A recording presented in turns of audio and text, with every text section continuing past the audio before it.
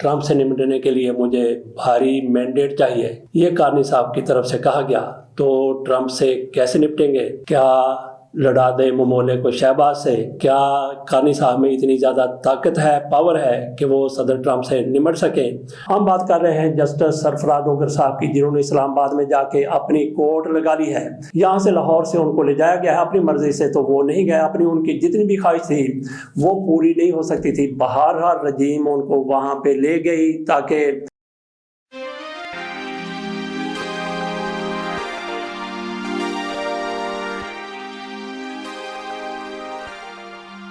بسم اللہ الرحمن الرحیم۔ مارک کارنے یہ کینیڈا کے نئے وزیر اعظم بنے ہیں، اور ان کی طرف سے کینیڈین شہریوں کو کہا گیا ہے کہ میں انتخابات جو 20 اکتوبر کو ہونے تھے وہ میں 28 اپریل کو کروانا چاہتا ہوں۔ کس لیے؟ انہوں نے کہا کہ میں نے ٹرمپ سے نمٹنا ہے، ٹرمپ سے نمٹنے کے لیے مجھے بھاری مینڈیٹ چاہیے، یہ کارنی صاحب کی طرف سے کہا گیا۔ تو ٹرمپ سے کیسے نپٹیں گے؟ کیا لڑا دے ممولے کو شہباز سے، یا پھر ذات کی چھپکلی جسے پنجابی میں کوڑ کلی کہتے ہیں، ذات کی کوڑ کلی اور چھتیریوں کے جپھے، یا کچھ ایسا کچھ ہے؟ کیا کارنی صاحب میں اتنی زیادہ طاقت ہے، پاور ہے کہ وہ صدر ٹرمپ سے نمٹ سکیں؟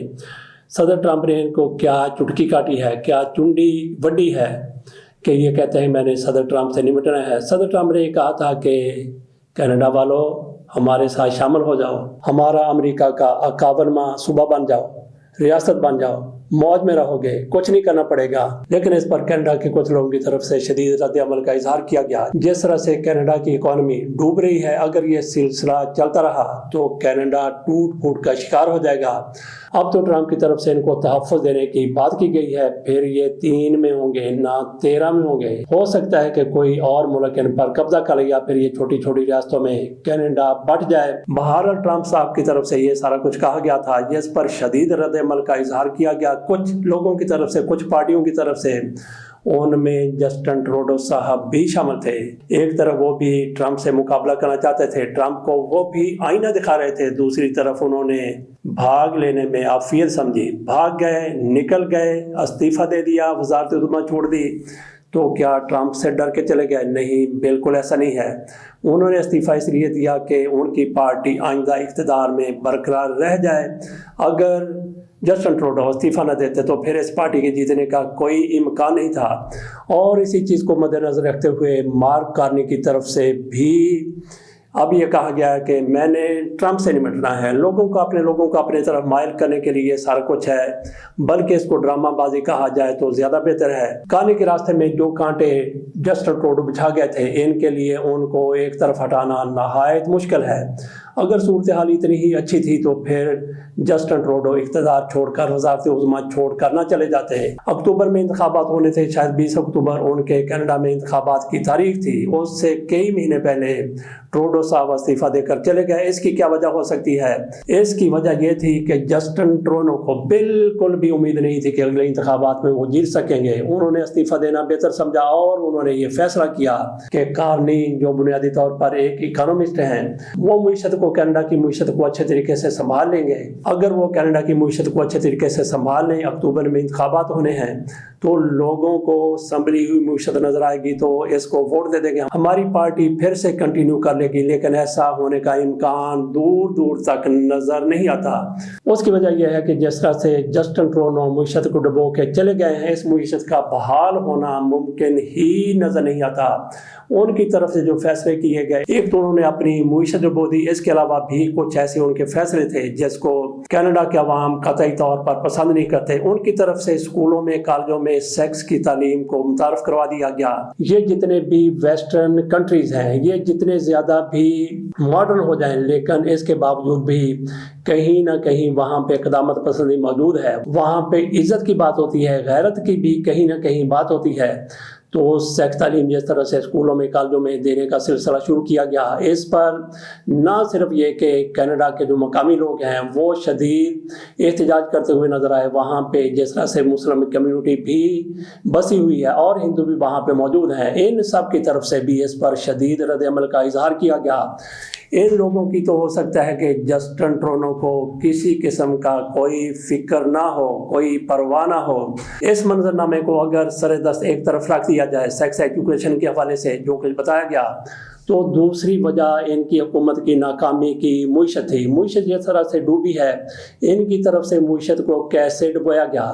انہوں نے ایک تو کرونا کے دوران یہ کیا کہ وہاں پہ ہر شہری کے لیے 2 سال تک $2000 دینے کا اعلان کر دیا گیا۔ اگر کسی گھر میں 5 لوگ موجود ہیں اور انہوں نے اپنے آپ کو رجسٹر کروا لیا ہے، تو اس کو $10,000 مہینے کے ملنا شروع ہو گیا ہے، اور یہ سلسلہ 2 سال تک چلتا رہا۔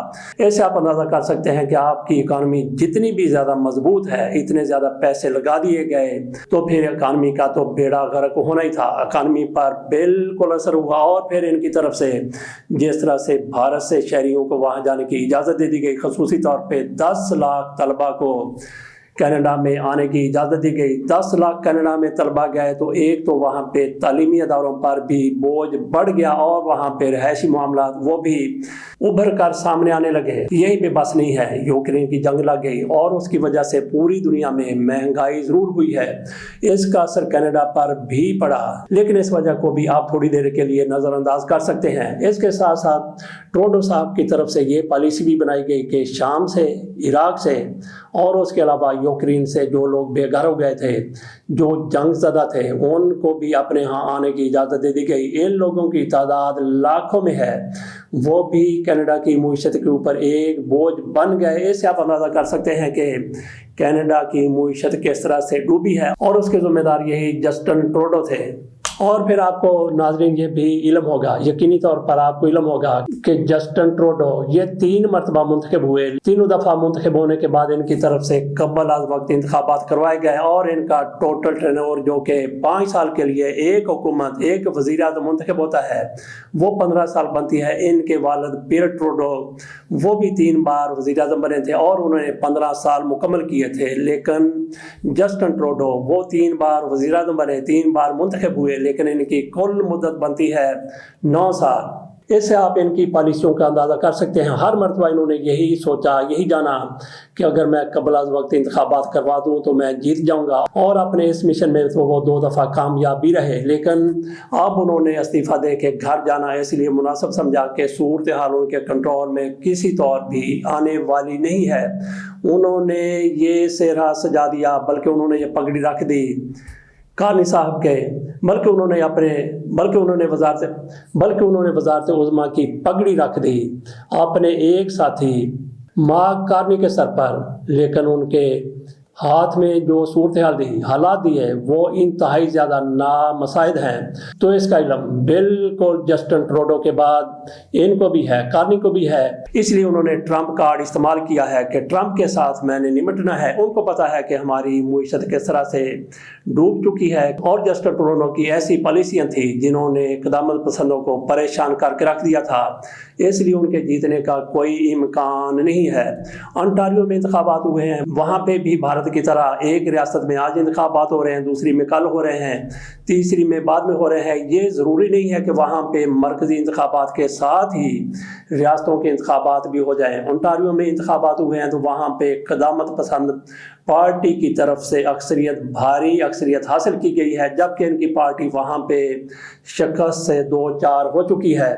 اس سارے سینیریو کو سامنے رکھتے ہوئے ہی کارنی کی طرف سے اس طرح کی باتیں کی جا رہی ہیں کہ میں نے ٹرمپ کے ساتھ نمٹنا ہے، تاکہ لوگوں کو جذباتی طور پر ایموشنل کر کے ووٹ حاصل کیا جا سکے۔ لیکن ایسی ان کی کوششیں کامیاب ہوتی ہوئی نظر نہیں آ رہی، اور ان کی طرف سے پھر یہ بھی کر دیا گیا کہ 20 اکتوبر کو انتخابات ہونے تھے۔ انہوں نے کہا کہ نہیں، مجھے جلدی فوری طور پر مینڈیٹ چاہیے تاکہ میں ٹرمپ کے ساتھ شروع میں ہی نمٹ سکوں۔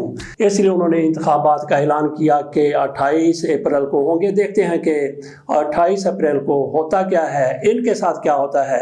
بات کر لیتے ہیں ڈوگر کوٹ کی۔ ایک ڈوگر کوٹ پہلے بھی کبھی ہوا کرتی تھی، جس کے آسن بھون صاحب بھی ایک جج ہوا کرتے تھے، لیکن وہ کوٹ گئی डोगर साहब, अब्दुल हमीद डोगर साहब भी अपने साथ उस कोर्ट को लेके बैठ गए थे। हम बात कर रहे हैं जस्टिस सरफराज डोगर साहब की, जिन्होंने इस्लामाबाद में जाके अपनी कोर्ट लगा ली है। यहाँ से लाहौर से उनको ले जाया गया है अपनी मर्जी से, तो वो नहीं गए। अपनी उनकी जितनी भी ख्वाहिश थी वो पूरी नहीं हो सकती थी। बहरहाल रजीम उनको वहाँ पे ले गई ताकि मोहसिन अख्तर कियानी की चीफ जस्टिस होने की राह रोकी जा सके, तो इनको वहाँ पे जाके चीफ जस्टिस बना दिया गया। ये अपने साथ लाहौर का कल्चर भी ले गए। पता चला है कि वहाँ पे इनका जाने वाला अमला और दीगर जजों के साथ जाने वाले अमले के लोग वहाँ पे वो लोगों से, वो वकीलों से और इसके साथ साथ साइलों से पैसे मांगते हैं, रिश्वत मांगते हैं, तारीख देने के, तारीख लेने के, फैसले के, और जैसे भी उनकी जेबें खाली कर सकते हैं किए जा रहे हैं। बहरहाल ये हमारा मौजू नहीं, हमारा मौजू ये है कि जस्टिस डोगर साहब की तरफ से जिस तरह से उन्होंने सारे इमरान खान के केसेस इकट्ठे अपने पास बुला लिए थे, तलब कर लिए थे, इसहाक एजाज साहब की तरफ से इस पर शदीद रद्द-ए-अमल का इजहार किया गया। और आपको ये भी याद है 3 जजों की तरफ से फैसला किया गया, जिसमें जज एजाज इसहाक भी शामिल थे और उनके साथ साथ बाबर सत्तार साहब थे, एक और जज साहब भी उनके साथ शामिल थे, जिन्होंने वहाँ पे तैनात होने वाले 3 जजों को निकाल बाहर किया कि इनकी तैनाती इस्लामाबाद हाई कोर्ट में इनकी तरक्की भी दुरुस्त नहीं है और उनकी तैनाती भी दुरुस्त नहीं है। इस फैसले को कोई भी मानने के लिए तैयार नहीं है। हमें यह भी पता है कि किस तरह से खसूसी नशिस्तों के हवाले से सुप्रीम कोर्ट का फैसला हुआ, रजीम की तरफ से उसको मानने से इनकार कर दिया गया, लेकिन इनके कान पर जूं तक नहीं रेंगी। बात हमने की थी सरफराज डोगर साहब की, उन्होंने इमरान खान के हवाले से सारे केसेस अपने पास मंगवा लिए थे। जस्टिस एजाज साहब की तरफ से इस पर शदीद रद्द-ए-अमल का इजहार किया गया, लेकिन जस्टिस डोगर साहब की तरफ से उस पर कान बिल्कुल भी नहीं धरा गया। अब इनकी तरफ से इमरान खान की मुलाकातें बहाल कर दी गई हैं। कह दिया गया है कि जिस तरह से इमरान खान के साथ पहले वकला, उनके घर वाले हफ्ते में 2 रोज़ मुलाकातें किया करते थे, अब भी वो मुलाकातें कर सकते हैं। ये सरफराज डोगर साहब जज हों, चीफ जस्टिस हों और फैसला कर दें इमरान खान के लिए थोड़ा सा रिलीफ का, कैसे मुमकिन है? ये तो ऐसे ही जैसे ये समझा जाए कि जैसा उमर फारूक ने कोई इमरान खान के हवाले से बहुत अच्छा फैसला कर दिया, या काजी फैसल साहब की तरफ से इमरान खान के लिए अच्छे जज्बात का मुजाहरा किया गया और इमरान खान को कोई रिलीफ दे दिया गया। बिल्कुल उनकी ट्रू कापी हैं, कार्बन कापी हैं जनाब सरफराज डोगर साहब। इनकी तरफ से इमरान खान की मुलाकातें बहाल की गई हैं और साथ शर्त ये रखी गई है कि इमरान खान से मिल के आने वाले बाहर आके कोई टाक नहीं करेंगे, कोई सियासी बात नहीं करेंगे। क्यों नहीं करेंगे? इसलिए नहीं करेंगे कि जस्टिस सरफराज डोगर साहब की तरफ से ये हुक्म लगा दिया गया है, हुक्म जारी कर दिया गया है। हमने एक आपके सामने पूरा मंजरनामा रखा कि किस तरह से सुप्रीम कोर्ट के फैसले होते रहे, किस तरह से हाई कोर्ट के फैसले होते रहे, किस तरह से इमरान खान के हक में लोअर कोर्ट्स के फैसले होते रहे, उन पर अमल दरामद नहीं करवाया गया, तो इनके कान पर जूं तक नहीं रेंगी। तो क्या जस्टिस सरफराज डोगर साहब में इतनी बर्दाश्त है, इतना तहम्मुल है, इतनी बुर्दबारी है कि इनके फैसले पर भी अमल नहीं होता? और इसके बावजूद इन्होंने जो कह दिया है, फिर भी अलीमा खान, फिर भी इमरान खान के वकील, फिर भी इमरान खान से मिल के आने वाले लोग बाहर आके मीडिया टॉक करते हैं, तो क्या इसको बर्दाश्त कर लेंगे सरफराज डोगर साहब? नाजरीन, आपका क्या ख्याल है? क्या ऐसा बर्दाश्त इनकी तरफ से हो सकता है? तो बाकी जिस तरह से जेल हुकाम दीगर जजेस के फैसले की धज्जियां उड़ाते रहे हैं, इसी तरह से जस्टिस सरफराज डोगर साहब की तरफ से जो फैसला किया गया है, तो क्या जस्टिस सरफराज डोगर साहब को ये इल्म था या इल्म है कि मैंने जो फैसला सुना दिया है इस पर जेल हुकाम अपनी मर्जी, अपनी मंशा और अपने फ़ायदे को सामने रखते हुए ही अमल करेंगे? तो ज़रूरी नहीं है कि सरफराज डोगर साहब की तरफ से ये हुक्म दे दिया गया। पहली बात तो यह है कि क्या जेल हुकाम इनके अहकामात को मानेंगे? अगर वो मान लेते हैं, मुलाकातें हो जाती हैं और वो लोग बाहर आके मीडिया टॉक कर देते हैं, तो क्या फिर डोगर साहब बर्दाश्त का कोई मुजाहरा करेंगे? मेरा नहीं ख्याल कि जस्टिस साहब की तरफ से किसी किस्म की भी बर्दाश्त का मुजाहरा किया जाएगा, बल्कि ये ताक में बैठे होंगे, शीश लगा के बैठे होंगे कि इमरान खान से मिलने वाले लोग बाहर आए हैं, तो उन्होंने कहीं गाड़ी में बैठ के ही किसी के साथ बात तो नहीं कर दी। अगर ऐसा भी कर दिया गया तो ये कहेंगे मैंने मना किया था कि बाहर आके कोई बात नहीं करनी। तो हो सकता है कि ये फिर ड्राइंग रूम में जो बात होती है उस पर भी इनकी तरफ से पाबंदी लगा दी जाए کیونکہ عمران خان سے ملنے والے باہر آئیں گے، اپنے گھر جائیں گے، کہیں نہ کہیں جا کے انہوں نے اپنی بات کرنی ہے، ضرور کرنی ہے۔ عمران خان کا ٹویٹر بھی اس پر بولے گا، تو اس پر بھی جسٹس صاحب پھر شدید سخت ایکشن لیتے ہوئے عمران خان کی ملاقاتیں بند کرنے کا اعلان کر سکتے ہیں۔ اس کے ساتھ اجازت دیجیے، باقی موضوعات پر انشاءاللہ بعد میں بات کریں گے۔ اللہ حافظ۔